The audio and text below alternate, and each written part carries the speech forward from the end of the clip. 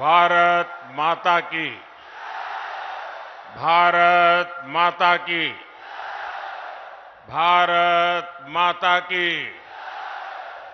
जय छठी मैया। अपने सबके हम प्रणाम कराइए।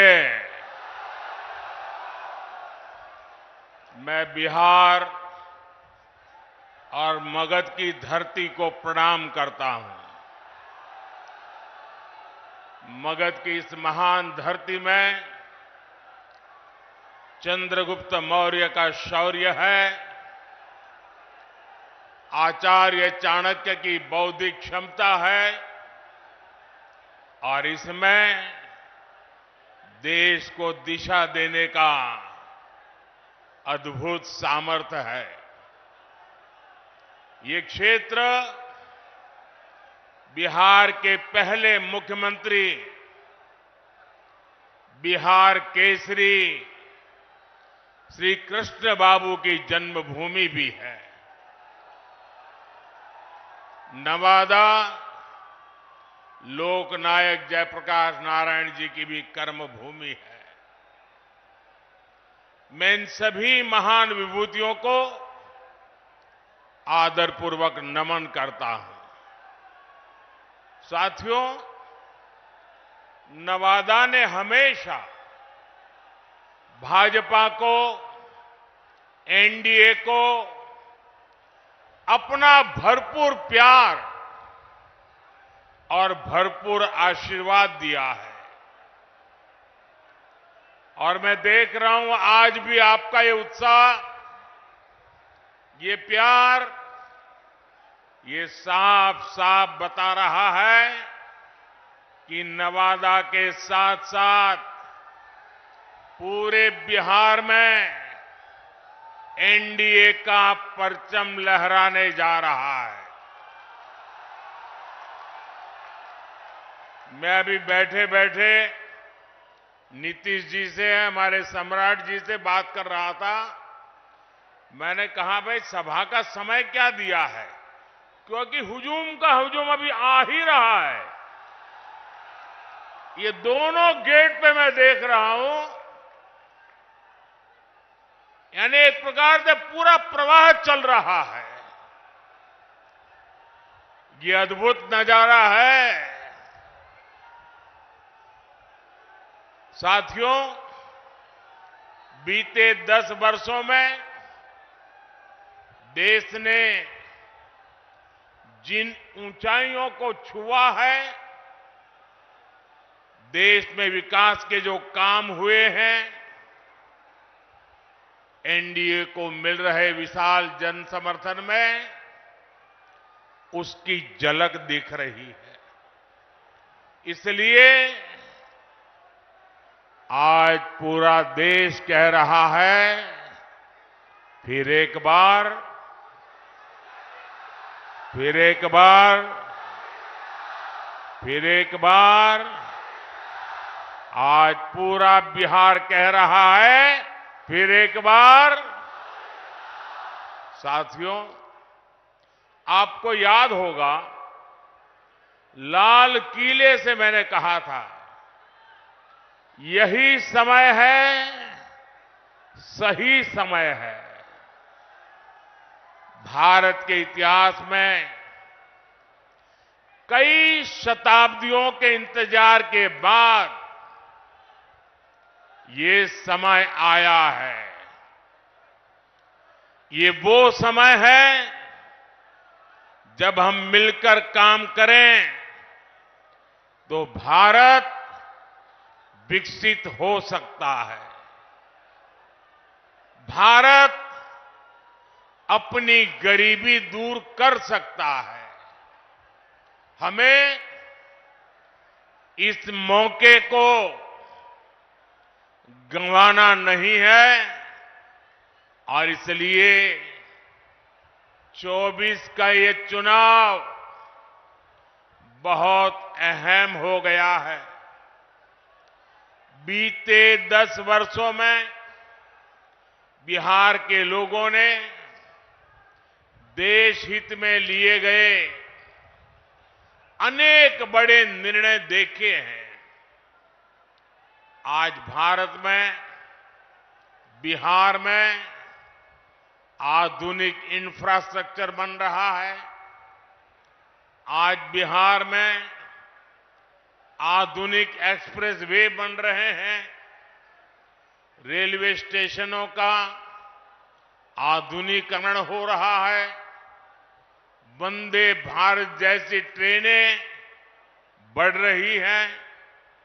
डिजिटल क्रांति ने सरकार की सेवाओं को आपके मोबाइल में पहुंचा दिया है। आज पूरी दुनिया में भारत का डंका बज रहा है।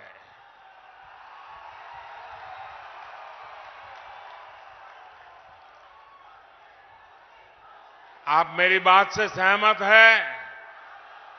भारत का डंका बज रहा है। यूरोप में डंका बज रहा है।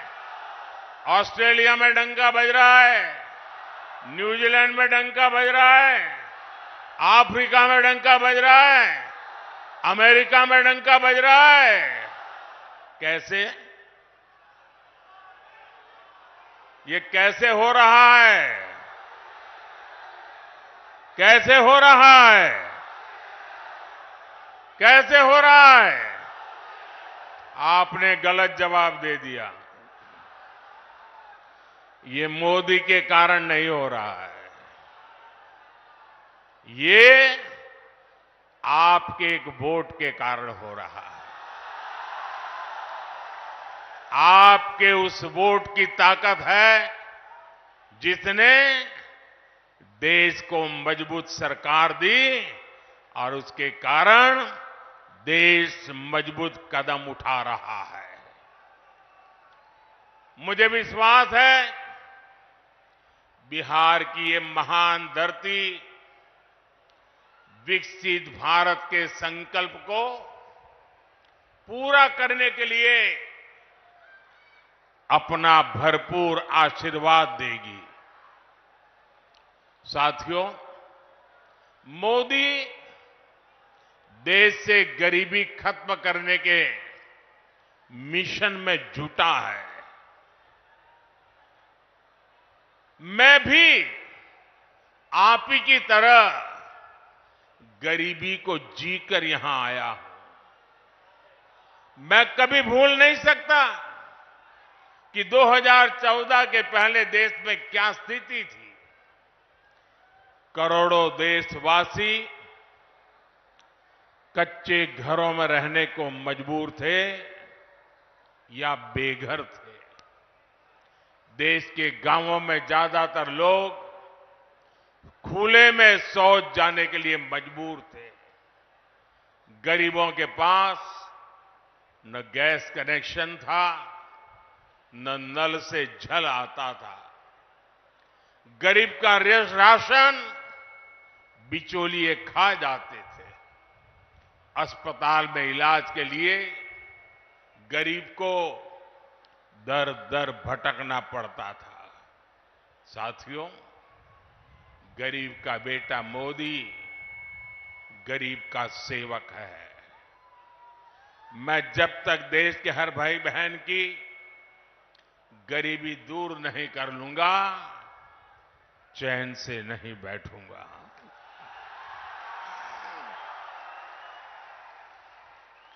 बीते 10 वर्षों में गरीब कल्याण के लिए जो काम हुआ वो आजादी के बाद के 6 दशकों में भी नहीं हुआ था।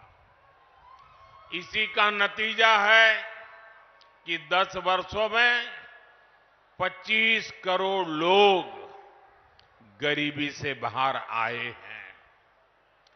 जब नीयत सही होती है, हौसले बुलंद होते हैं, तो नतीजे भी मिलते ही हैं।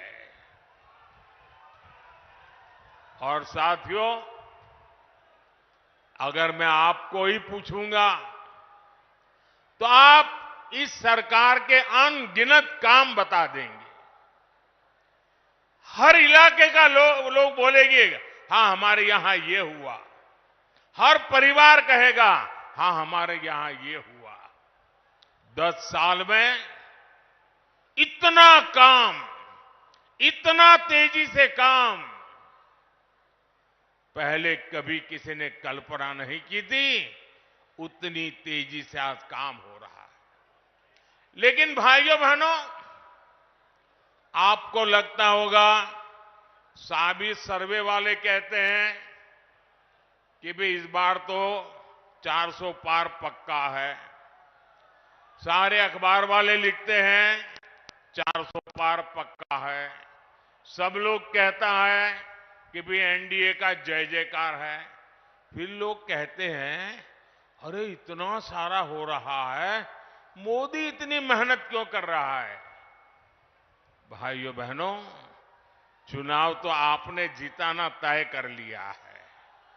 मैं तो मेहनत इसलिए करता हूं कि मुझे आपके दर्शन करने का सौभाग्य मिल जाता है।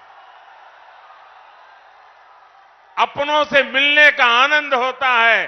अपनों को मिलने से ऊर्जा मिलती है, अपनों को मिलने से प्रेरणा मिलती है। और इसलिए मैं आपके बीच आता रहता हूं। और भाइयों बहनों, इतने सारे काम हुए। कोई ये कहेगा यार मोदी जी बहुत हो गया, इतिहास में नाम हो गया, अब तो आराम करो। मेरा उनको जवाब है, मोदी मौज करने के लिए नहीं पैदा हुआ है।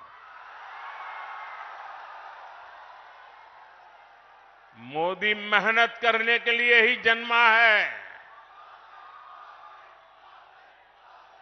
और वो भी 140 करोड़ देशवासियों के लिए। अब तक बहुत हुआ है, बहुत किया है, लेकिन मोदी का मन तो यही कहता है कि ये तो अभी ट्रेलर है।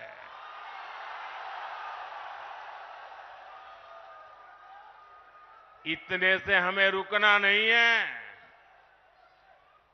अभी तो गाड़ी टॉप गियर में ले जाना है।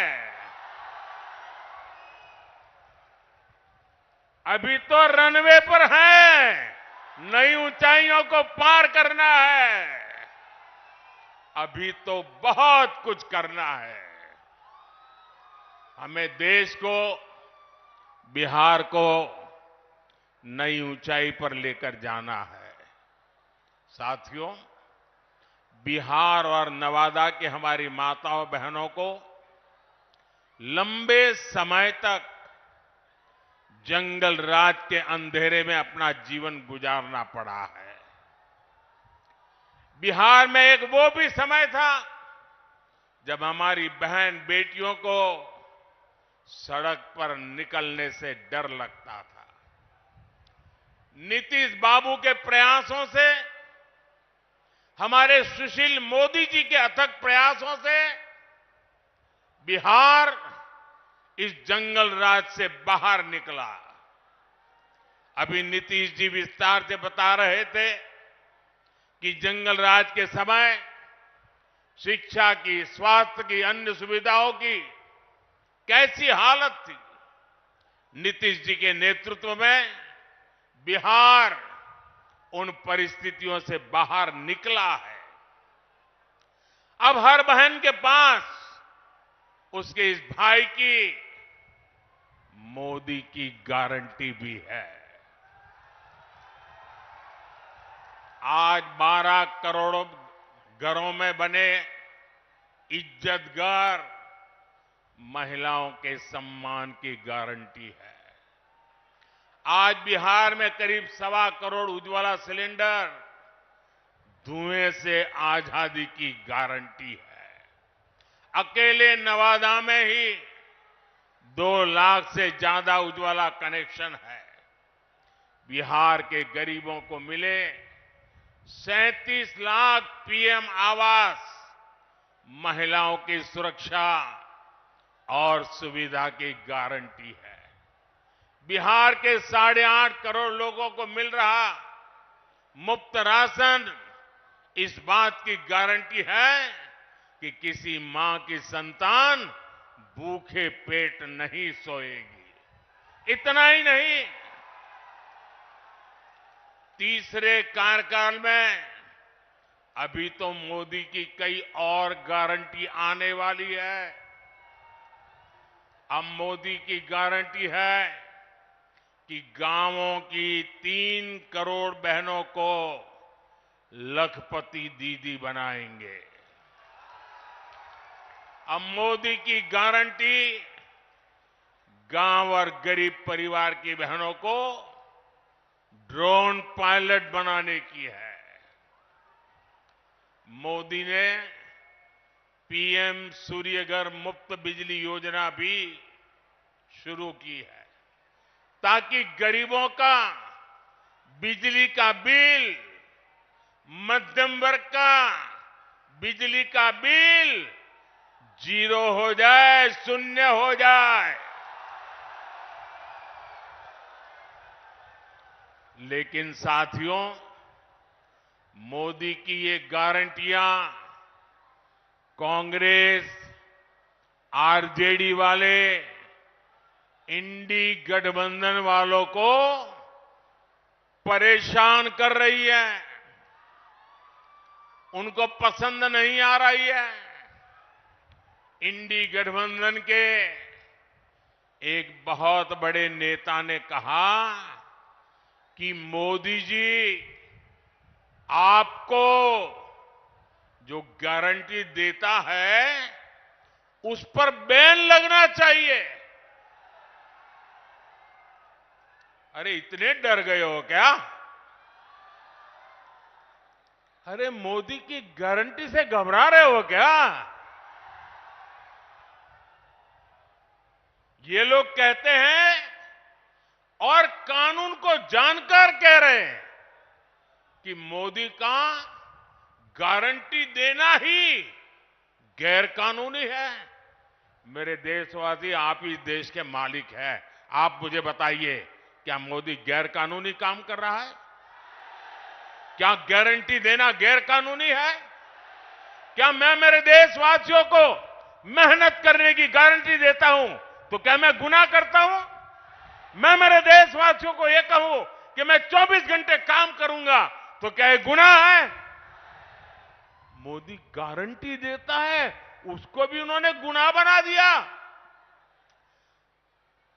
अरे भाई, मोदी गारंटी इसलिए देता है क्योंकि उसके पास गारंटी पूरी करने का मादा है। मोदी गारंटी इसलिए देता है कि मोदी की नीयत साफ है। मोदी इसलिए गारंटी देता है क्योंकि वो गारंटी पूरी करने के लिए जी तोड़ मेहनत करता है। अहंकार में डूबे इंडी गठबंधन वालों को खुद को देश का परमानेंट शासक समझने वाले इंडी गठबंधन वालों को ये समझ नहीं आएगा।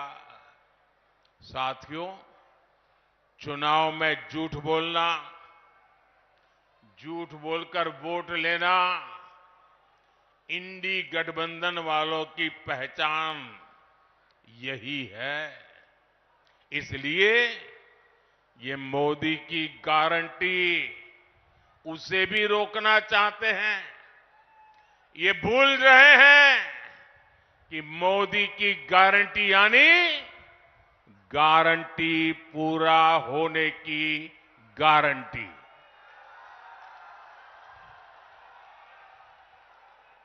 मोदी ने कश्मीर में 370 खत्म करने की गारंटी दी थी। नतीजा क्या हुआ? नतीजा क्या हुआ?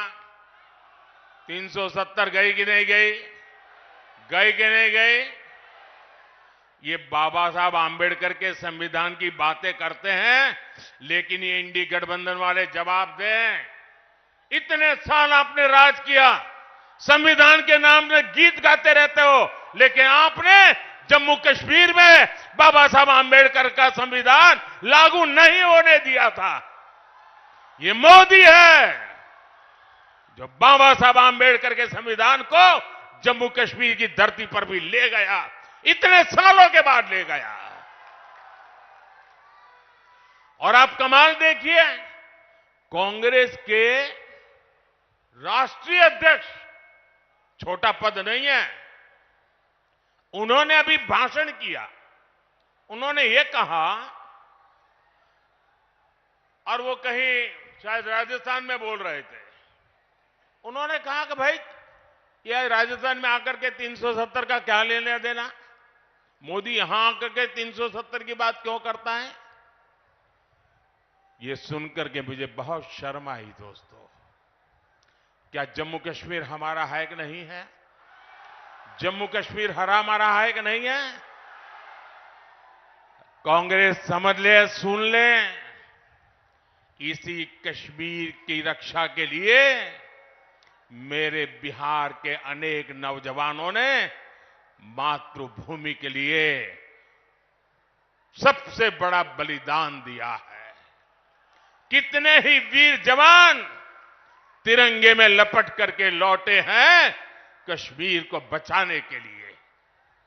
आप ये कहते हो राजस्थान की धरती पर भी इतने ही वीर परिवार है जिनके बेटे मातृभूमि में कश्मीर की रक्षा करने के लिए शहीद होकर के लौटे हैं। आप ये कह रहे हैं कि हिंदुस्तान के उस कोने को क्या लेना देना, उस कोने को क्या लेना देना। ये टुकड़े टुकड़े करने वाली गैंग का प्रताप है कि ये लोग ये भाषा बोलने लगे हैं। क्या ऐसी भाषा बोलने वालों को माफ किया जा सकता है? क्या शहीदों का अपमान सहन किया जा सकता है? भाइयों बहनों, मोदी ने 3 तलाक को खत्म करने की गारंटी दी थी। नतीजा क्या हुआ? 3 तलाक जैसी महिला विरोधी कुप्रथा खत्म हो गई। मोदी ने भारत को आंख दिखाने वालों को सबक सिखाने की गारंटी दी थी। नतीजा, जो भारत को आंख दिखाते थे अब वो आटे के लिए भटक रहे हैं। मोदी ने गारंटी दी थी कि अयोध्या में रामलला का भव्य मंदिर बनेगा। आज अयोध्या में भव्य राम मंदिर का शिखर आसमान छू रहा है।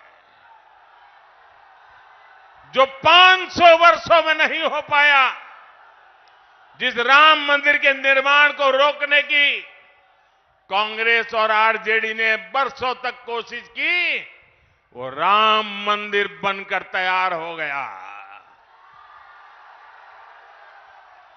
और ये देखिए, चलो भाई, देशवासियों ने चंदा दिया, 1 रुपया, 5 रुपया, 500 रुपया, 1000 रुपया, देशवासियों के पैसे से राम मंदिर बना है। सरकारी तिजोरी से राम मंदिर नहीं बना है, देशवासियों ने बनाया है। इनकी क्या दुश्मनी है इस देश के लोगों से? इनकी क्या दुश्मनी है प्रभु राम से? इनकी क्या दुश्मनी है अयोध्या से? उनकी क्या दुश्मनी है हमारी विरासत से कि राम मंदिर बन गया तो बोले हम उसके प्राण प्रतिष्ठा में नहीं जाएंगे, विरोध किया। क्या ये शोभा देता है क्या? शोभा देता है क्या? इतना ही नहीं, इनके मन में इतना जहर भरा है कि उनकी पार्टी के कुछ लोग राम मंदिर प्राण प्रतिष्ठा में आ गए तो उनको 6 साल के लिए पार्टी से निकाल दिया। जरा रामनवमी आ रही है, ये पाप करने वालों को भूलना मत भाइयों बहनों, भूलना मत। और इसलिए ये भी जानते हैं कि अगर मोदी की गारंटी ऐसे ही चलती रही तो इनकी वोट बैंक की दुकान ही बंद हो जाएगी।